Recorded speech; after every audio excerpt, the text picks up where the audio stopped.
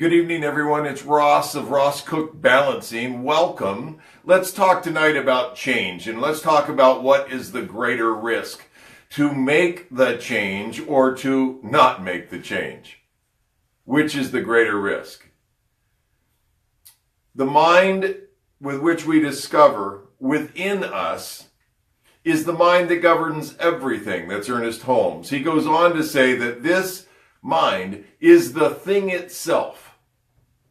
So the thing that our mind, it's the one that's going to govern everything, and that development and that discovery of that mind determines how we see everything else. Emerson followed that with the idea that there is no sin but ignorance.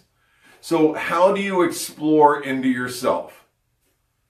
Alice said to the Cheshire Cat, "Which way should I go?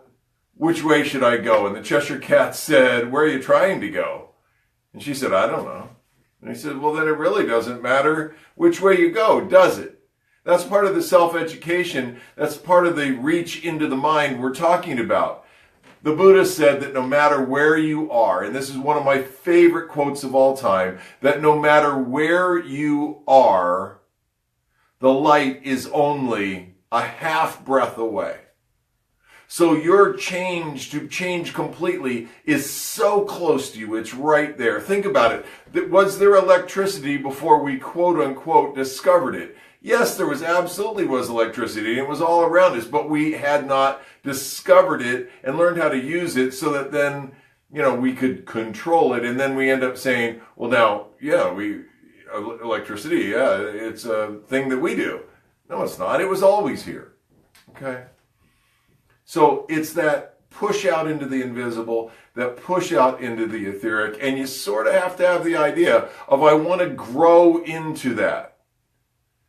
Now, self-education is self-courage, and I want that to be a major thought tonight, that self-education is self-courage, since what frightens us most, 99% of what frightens us most, we find out about ourselves. We just find out a moment too late. That's from a guy named Guy Finley, who's a minister in Oregon, and he's written wonderful books, just wonderful books.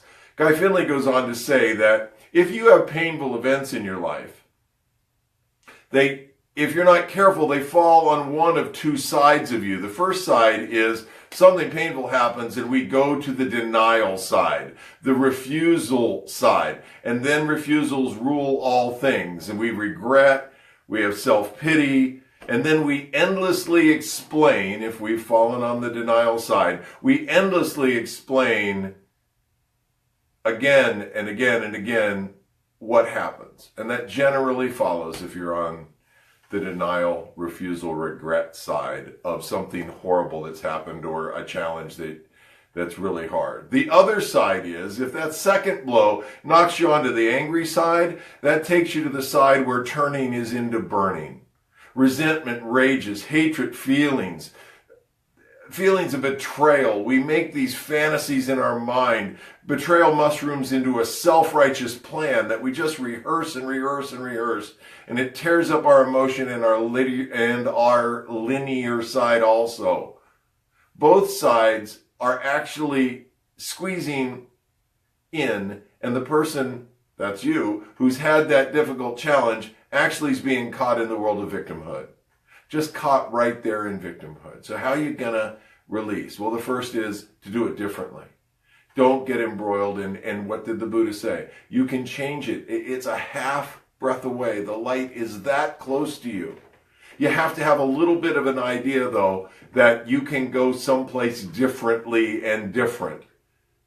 And it's as easy as being still. It's as easy as not going to the anger side or the denial side.